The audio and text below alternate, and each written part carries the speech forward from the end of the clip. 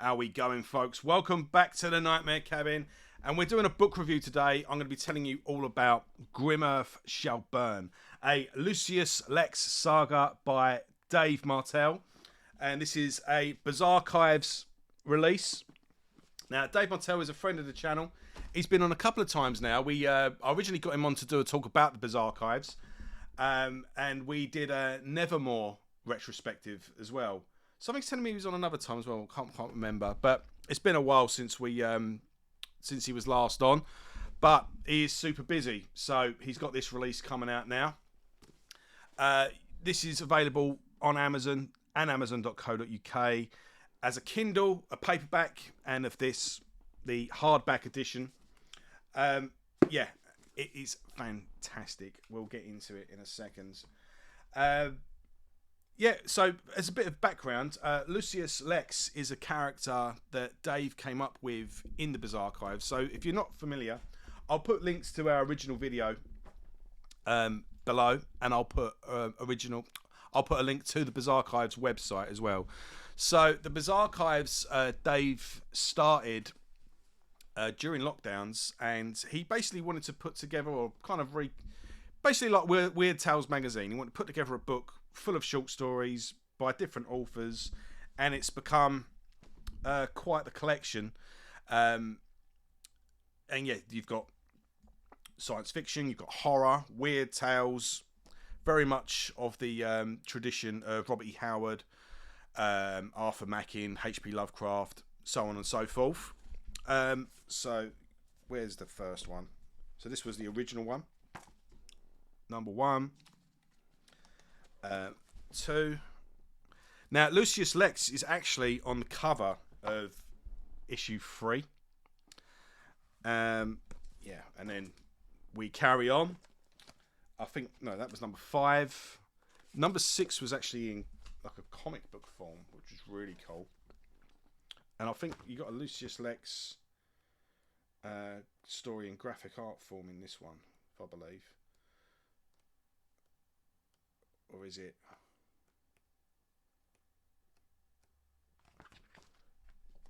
Might be number 5. Bear with me. Aha, yes. Right. So, this is Lucius Lex in comic book form. Now, Lucius Lex is he's a warrior that wanders from land to land, killing monsters, basically. Fighting and killing monsters. He is humanity's monster. He has a club, a suit of armour. He's a big, burly guy who has self-healing powers, similar to Wolverine, but he uses a stone, and he says a prayer over it, and a bright light comes, and he can heal other people whilst healing himself. But although when he is healed, he doesn't quite go back the way things should. So he always carries a scar. If a joint comes out of place, it'll go back, but not quite. So he's in constant pain. Walks with a limp. He's constantly carrying around the reminders of past battles. And over a number of short stories throughout the Bizarchives, you're getting this painting in broad strokes, but bit by bit the world is building, and now you've got the full length story, and it just completely opens up. This is 283 pages, this edition, and I'm pretty disciplined as a reader, as far as yeah, I think by modern standards anyway. When I start a book, I will finish it. I was getting to the point where I was trying to find time to eat. I'll just do a quick chapter here. I flew through it. Dave's got a fantastic way of carrying the narrative. He has great poetic language, and it's 280 pages. Many an author would have made this double the size, but there isn't an ounce of fat in it. Every word is where it needs to be, and it is just constantly moving. There's descriptions. There's, we go deep, but there is At no point do you think, right, this is getting a bit, can we move on now? No. If they stay in a place, the place is described, the purpose of the place they are at, it carries on. And in a way, the first half of the book is kind of like the short stories in the Bizarchives. It just, it's like it's two or three short stories melded together. So it's as if it's like a collection of the short stories. But then in the second half of the book, the world that we're in completely opens up. You've got evil wizards. You've got Lovecraftian creatures. You've got other characters as well. There's a really good character of this king that is riding this huge mammoth through the snow, and he teams up with Lex. There's romance. There's a conspiracy. There's uncovering the secrets of the world. So you find out here where Lucius Lex comes from. It's just fantastic. It's Dave Martel. He understands what he wants to do. He understands what he wants his writing to be, and he is a perfect modern sort of incarnation of the classic authors of what is inspired by him. So again, H.P. Lovecraft. You've got Robert E. Howard, Arthur Mackin, Carl Wagner. Carl something Wagner, the name escapes me. But this is all sort of pulp fiction, short stories, people that built worlds, and he understands perfectly what he's trying to do. This is kind of like a metal album by a really good tight band that aren't reinventing the wheel, but with an album this good, they don't need to. The quality is just, every song is awesome. Great riffs, great drums, great choruses, memorable songs. Yeah, when like a perfect recipe in a restaurant. I always use the food analogy. When the meal is made right, with great ingredients, made with love, you don't need a new modern twist on it. You just need perfect execution, and this is what Dave has done with this book. So I'm going to read. I bookmarked some excerpts, but there's so many times you're reading it, you're just like, oh, that was awesome. That would be a great line in a song or something like that. The violence is super descriptive, super gory. Let's get into. We're just going to go through it page by page, and I ripped up a post-it note and just went, right, we're going to need that. So Lex drew his morning star and felt the familiar weight of destiny settle upon his shoulders. This was his purpose. Not glory, not honour, but to stand between innocence and monstrosity. To be the blade that severs corruption, the hammer that shatters nightmares' chains. Nice. No, I'm not going to go on anymore. There's some times where it's just like, I need the whole page here. Right. This part, they go to a place and they start discovering what's really going on. Wall carvings depicted the Order's sacred history, the creation of the three realms. At the spire's peak dwelled the gods themselves, governing the cosmos with perfect justice. Below stressed Harsel, domain of the Devia. I'm pronouncing this wrong, I'm sorry. God-seeded giants who rode dragons through golden skies. Then came Grimurth, the middle realm where humanity fought its endless battle against darkness. Deepest lay Mirkwood, where corruption spawned and chaos reigned. The Muriel showed how this cosmic balance shattered when Mirkwood creatures breached the higher realms. The carvings depicted these invaders with unsettling precision, being with too many limbs, creatures that violated natural form, entities very geometry seemed wrong. The god's response came in the form of the Davia, or Diver, maybe. Mighty champions dispatched to restore order. Battle scenes showed these divine warriors astride dragons wielding weapons that cleaved reality itself. Mountains crumbled, oceans boiled, and the fabric of existence strained under the conflict's magnitude. Shall I just keep going?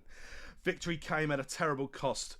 The final panel showed the Deva constructing this very temple, constructing it with divine power.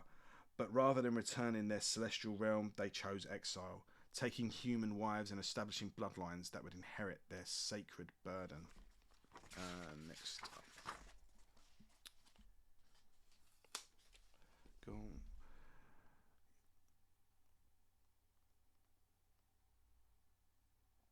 I'm not sure where to start with this one. King Gorm, Lex said, his voice making the giant look up. We share an enemy. This same evil curses my lands. I asked to join you. You would follow me to death? Gorm asked, surprised. When you could fly far from these troubles? I'm here to restore my order's legacy, Lex replied. To deny me this chance would dishonour us both. Let me fight beside you as our ancestors fought, as brothers against darkness. Gorm studied him.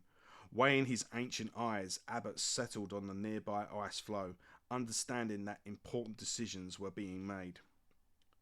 Be it done, the Giant King said. 2 orphan sons reunited, riding toward our father's halls. There is poetry in that. If only there was a poet to record it, Lex said with a grim smirk.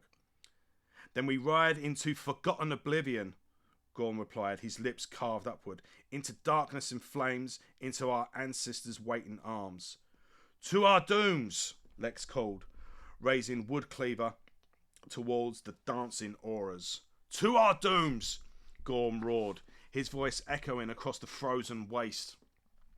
Abbott hooted once. Oh, Abbott, by the way, is a giant owl. Yeah, forgot to mention that. Spreading his wings as Lex mounted, he looked down at the Giant King, who had become his ally in the final battle. Where do we ride, King Gorm? To the mountain, Gorm replied, urging the mammoth forward. To the corruption's heart and sorcerer's nest, to battle, glory and fates among the pines. As they crossed the frozen lagoon, owl above, mammoth below, Lex felt unexpected peace settle over him. He was no longer alone. Whatever force had brought him here, whatever design had arranged this meeting, he was grateful. The final confrontation was to begin. Is that a Manowar album, that lyric book, or what? Or it makes you want to play Am On Am Off, doesn't it? It's awesome. And the book is full of stuff like this. I want to keep going. Right, I'm not sure if this is going to be a spoiler, but it's really profound and really powerful. On page 221, I'm not sure, that might give something away actually.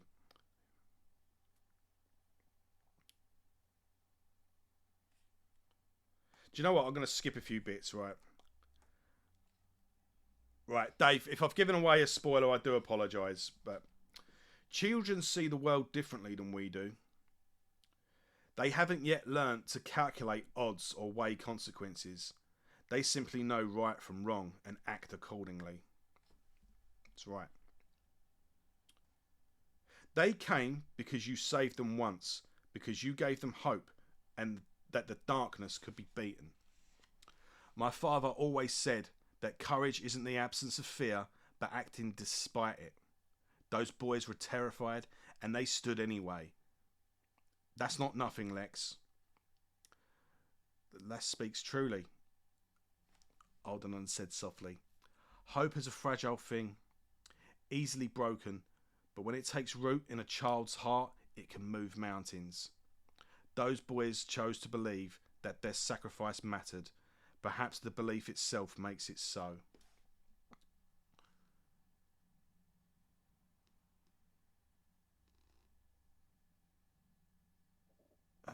The corruption.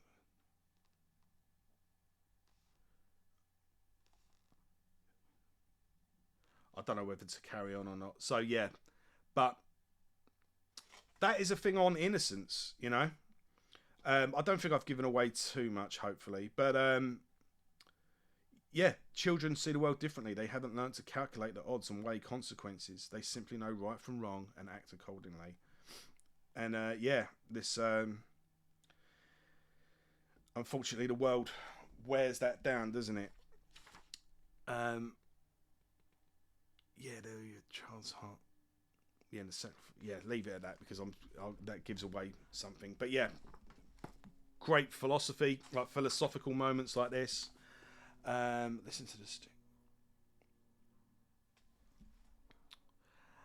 Algernon listened with tears streaming down his weathered cheeks, and when the song finally faded into the night air, he spoke a voice laden with emotion. I have lived for more years than any mortal should.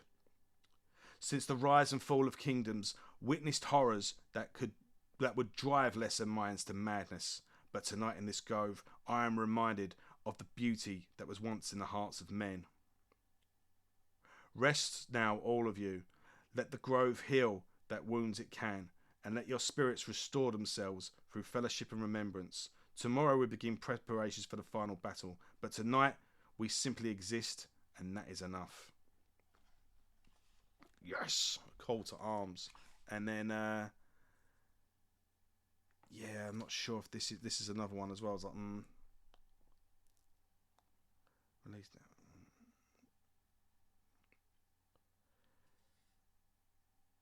Yeah, this may be a spoiler as well, but 251, awesome. And then well, I think this is the last one now.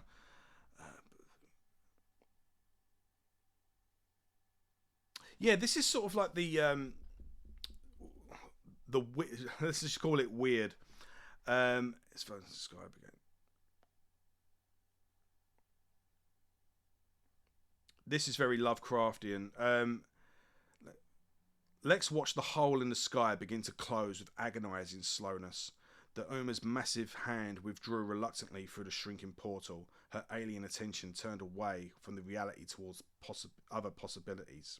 The floating mountains settled back to earth with thunderous crashes, and reserved rivers resumed the natural courses. In his final moments of awareness,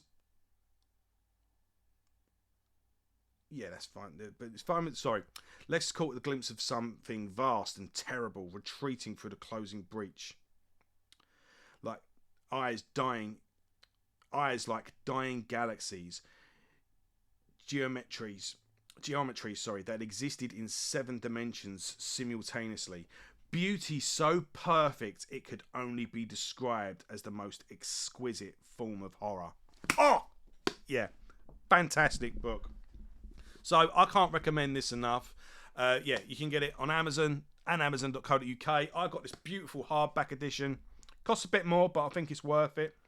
But maybe get a paperback edition first, and then if you really like it, get a nice hardback edition and put it on your shelf alongside Beowulf, the Iliad, Sherlock Holmes, Edgar Allan Poe, H.P. Lovecraft, Robert E. Howard, all your nice hardback editions. This deserves to sit honourably amongst them. Now, if you do read this and you do enjoy it and you want to get some of the short stories just to, build up the world, there's also this by Dave Martel, The Weird Works of Dave Martel, and it's a collection of short stories, essays and poems, and yeah, it's just a good little collection.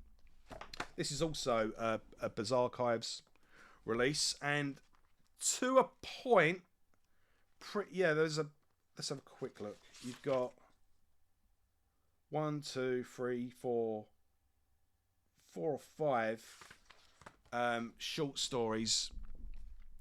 I don't think if it's all of them. There is actually a Lex story in the Bizarchives that's not by Dave Martel, which is actually really good. But yeah, you got 5 of the first stories here. So if you want a one-stop shop and get an idea of what he was building before the main book, that's worth picking up as well. So yeah, go on to Amazon, check out the Bizarchives, check out The Weird Works of Dave Martel. But yeah, definitely get this for people. It's a fantastic book. I really, really enjoyed it. And yeah, Dave, I'm really proud of you, mate. I wish I could come up with something as cool as this.